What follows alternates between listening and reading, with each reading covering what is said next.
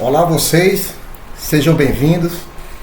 Estamos aqui no portal da Engenharia Mecânica, mais uma vez, hoje para falar das camadas semicondutoras, né? Semicondutoras dos IGBTs. Isso tudo dentro do contexto da nossa proposta, né, de veículos elétricos e híbridos que estamos iniciando agora.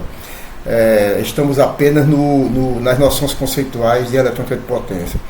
Estamos introduzindo esse capítulo.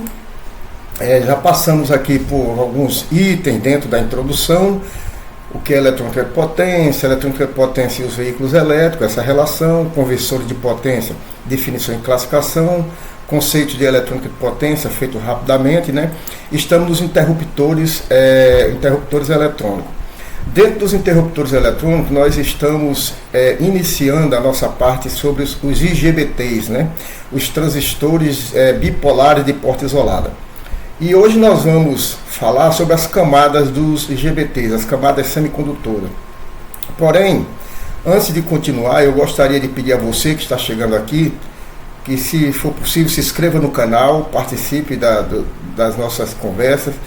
Ela pode não ser interessante para algumas pessoas, interessante para outras, depende muito dos seus conceitos e do que você procura, né? Mas é interessante você ver essa parte aqui. Algumas coisas no transcorrer das nossas conversas vão surgindo novidades, coisas boas para a gente discutir, e você, se tiver dúvida e se quiser, manda para a gente, tem o e-mail aí no começo, você manda para a gente, que a gente tenta responder. Se a gente não conseguir responder, a gente dá uma fonte que você pode tirar sua dúvida, tá bem?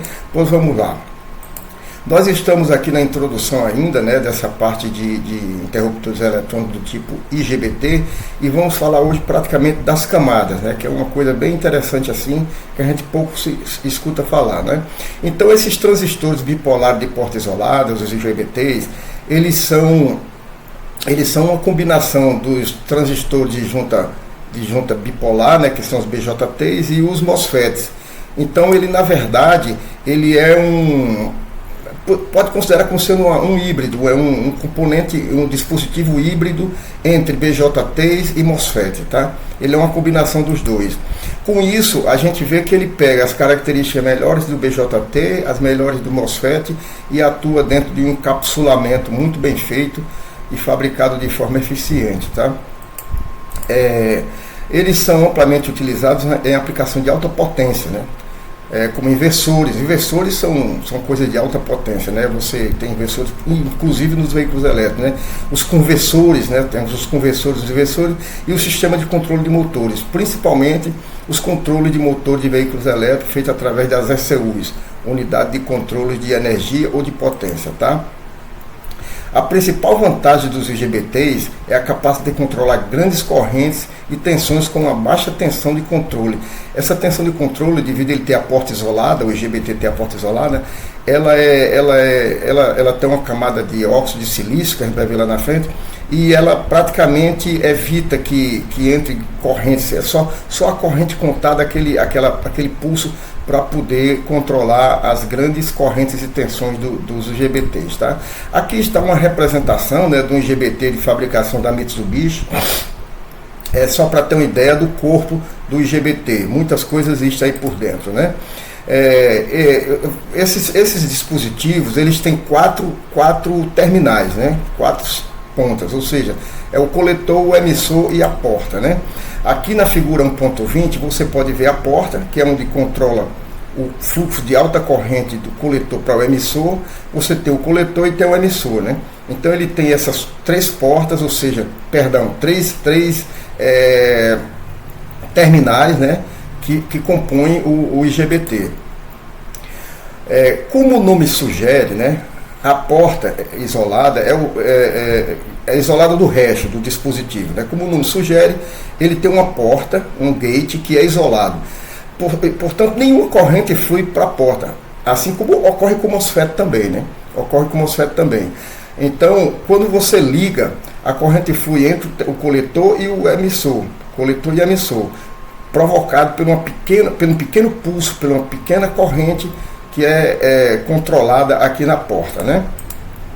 Então, esse terminal ele é isolado do restante do dispositivo por meio de um material isolante. Geralmente é o óxido, mas esse óxido Para os veículos hoje, e a maioria dos IGBTs, é óxido de silício, né? É o SiO2, que impede a passagem de corrente elétrica. Quando diz que impede a passagem de corrente elétrica, é que só entra a quantidade programada para poder estimular o IGBT, tá? Essa característica que nós temos aqui é praticamente igual a dos MOSFET, né? É a mesma coisa dos MOSFET, tá? Então, passando aqui para a estrutura e composição do IGBT, é o que nós interessamos nessa conversa de hoje, seria exatamente as camadas, né? Você tem aqui o coletor, né, representação em forma estrutural do coletor, do emissor e da porta, tá? Nessa figura 21. Isso daqui é um exemplo de estrutura, embora exista outro tipo de estrutura entre diferentes fabricantes. Às vezes, entre o mesmo fabricante, você tem diferentes estruturas dentro de linhas de fabricação. O mesmo IGBT do mesmo fabricante, dependendo do modelo, do tipo, ele tem mudança nessa distribuição de camadas, tá? É só uma informação adicional. Então, a gente analisando as camadas aqui do IGBT, nós temos a camada P, que é chamada de P+, é a camada mais próxima do coletor, você está vendo aqui, e é frequentemente chamado de região de injeção. Ela tem um substrato de baixa resistividade, ou seja, para permitir o máximo de fluxo, né? Tanto que esse P+, também indica que a dopagem é de forma intensa. Ele tem um substrato de baixa resistividade e é dopado de forma intensa. Desculpe. A outra camada, que é a região N, acima do P+, presente, é uma camada N-, né? Isso é conhecido como região de deriva, essa região aqui de deriva. A espessura dessa região determina a capacidade de bloqueio do IGBT, essa região aqui, né? E ela pode ter cerca aí de 50 micrômetros, veja que é muito pouca coisa, né? 0,05 milímetros, né, de espessura. E é levemente dopada, ela não é muito bem dopada como é a região P, tá? O nível de dopagem dela geralmente em torno de 10 a 4 por centímetros cúbicos, tá? 10 a 4 por centímetros cúbicos. Isso aqui nós vamos ver que é uma unidade, conforme eu apresentei aqui, é uma unidade de medida de dopagem. Essa notação aqui, 10 a menos 4, que está aqui, 10 a 14 por centímetros cúbicos, né, ela indica a concentração de átomos, né, de átomos dopantes por centímetros cúbicos do material. É uma unidade que é interessante apresentar para a gente ter uma noção em que unidade é medida a dopagem, tá? A outra camada que nós temos, que é a P+, aqui, você vê que ela está em forma de... ela atua de um lado e do outro aqui, da região N, né? Consiste em uma camada P+, e é mais próxima do emissor. Para muitos IGBTs, essa é a configuração. Como eu falei antes, existem outras camadas, outras distribuições diferentes de camadas, a depender do fabricante, né? Até mesmo dentro do próprio fabricante existe IGBTs de forma diferente para o próprio fabricante. Essa camada N+ aqui, dentro da região do corpo aqui, dentro da região do corpo do IGBT, existe essa é a que está mais próxima do emissor, que também facilita a mesma injeção de cargas portadoras, né? Essa camada aqui, tá bem? Então, portanto, por hoje é só isso que a gente queria falar das camadas, né? Qualquer coisa que a gente tiver dúvida, a gente volta lá e vê, tá? Não tem problema. A distribuição de camadas. Existe outra distribuição que eu tenho aqui, mas eu achei mais interessante essa daqui para apresentar, tá? E por hoje a gente está terminando. No próximo vídeo, que é 1.17, é um vídeo que nós vamos continuar aí, nós vamos falar dos IGBT, né? Mais especificamente dos terminais do IGBT, tá bem? Então, muito obrigado se você chegou até aqui. Não se esqueça de dar seu like, se eu gostei, e se inscreva no nosso portalzinho aqui para a gente estar sempre passando as informações, tá? Então eu agradeço a presença de você aqui assistindo até o final.